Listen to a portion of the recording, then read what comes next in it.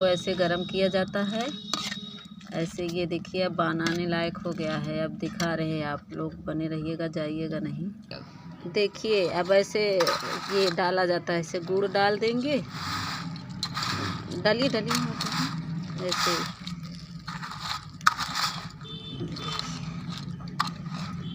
बस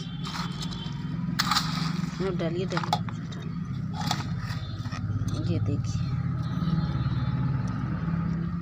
ये देखिए अब इसको ऐसे मिला के ऐसे पूरा गुड़ मिला लिए।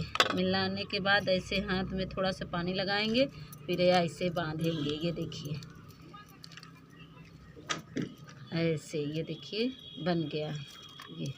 फिर यहाँ रख देंगे, फिर थोड़ा सा ऐसे पानी लगाएंगे हाथ में, फिर थोड़ा सा ऐसे ही करेंगे। ये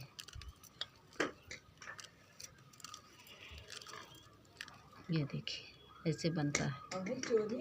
देखिए आप लोग कैसे लग रहा है, अच्छा लग रहा है कि नहीं, आप लोग कमेंट करके बताइएगा।